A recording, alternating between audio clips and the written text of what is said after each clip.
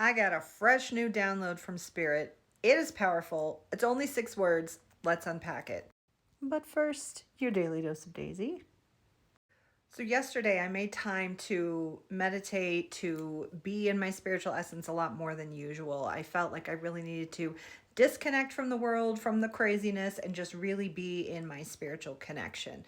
And it was in that space when I began to question, am I spending too much time talking about the political stuff? Because it's crazy, it's a lot, and it can really drag down your vibration. And I was wondering and asking Spirit, is my energy better served if I'm focusing more on the spiritual expansion part of things? And it was an immediate no for me personally, because I do have the skills and ability to help people from a healer's perspective. And so I really am serving great purposes right now, and I felt good about the work that I'm doing. But there was still something kind of nagging at me. So I just let it simmer and asked Spirit, all right, deliver whatever you got. I'll unpack it when it comes. So today, while I was on the treadmill, I was re-listening to my April Psychic Preview event, which it was great. I know I say this, I get to say this because I'm bringing through messages from Spirit. So if you want, so the March preview was more about the big predictions and the political moves, what's going to happen.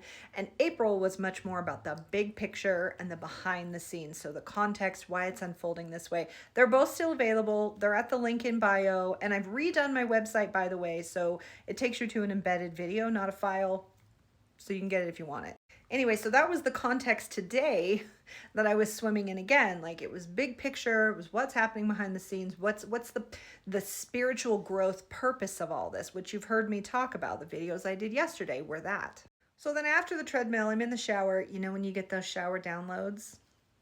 That's when it hit me.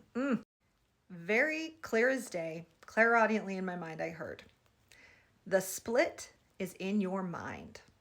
The split is in your mind. Wow.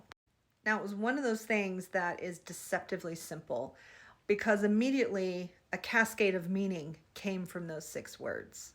Now, if you don't know what I'm talking about with the split, this is more of the woo-woo, the ascension concept, that in spiritual circles, we've been talking for many years about ascension, rising in consciousness, that will eventually necessitate a split of 2 worlds. Those who were living in the dense chaos, fighting, pain, suffering, all of that, and those who are ascending to a more expanded, love-filled, peaceful way of living. Now, inevitably, this has brought up so many more questions, which is why I've done a couple of things on it. Full Woo 1, there's one, Navigating Timelines Toward a New Earth. Again, all the stuff in my bio. But this thing about the split is really hard to understand, because we don't know from a physical perspective what that's going to be. Are we going to be separated from my loved ones? Does it mean some people go off where we're in a war? And like, it's just, it brings up more questions than it answers. So this concept of the split is in your mind, you know, I've probably heard this before at some point in my spiritual journey in Ascension communities, but it hit me so differently today. The immediate first thing I thought was, I can see that when going through the comments on my videos.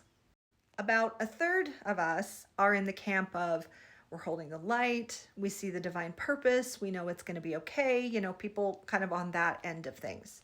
Then there are people in the middle who they're trying to get to that perspective. They want that perspective, but they're really struggling, they're bogged down, and they are trying, or they are willing to do the work, to heal, to see their shadows, to cope better. And then there's another third who, doesn't matter what I say, doesn't matter what evidence I show them, they are convinced nothing will ever happen, no one will hold him accountable, we're all going down. And that, my friends, is the split. You can create your experience of this time, depending on your perspective, depending on what you're willing to believe, depending on the level of work that you have done and that you're willing to do. Because most of the people in that third camp firmly resisting any work. They've discredited, they've already counted it out. They're in victimhood. They are blaming everybody else. I'm not the problem, they're the problem, and therefore there's no introspection. So this was hugely validating on a number of fronts, but especially that, yes, from my personal point of view, doing the work has gotten me where I am now, and I'm so glad that I've spent the past, decade or two doing it. But also I'm really, really proud of you guys who are willing to do it now. And I'm going to give you a fantastic example of what this looks like, both as we view the political chaos and how our level of work allows us to experience it from either the higher, maybe fifth dimensional New Earth perspective, or in the third dimensional chaotic, etc. So RFK Jr.'s statements on autism were horrific, horrifying, false, completely irrational, just terrible. And a lot of people are very triggered by that, very upset, understandably. And from my perspective, you could see she bossy. Anyway, from my perspective in life as someone who has autistic children, who myself is self-diagnosed autistic based on her analysis, and who has spent a lot of years struggling with mental health. Before I went to the spiritual side of things, I was in therapy. I had a bipolar diagnosis. I was on a shit ton of medication that really messed me up. I've been through this a lot. So hearing those words could have been deeply triggering, and they were for a lot of people.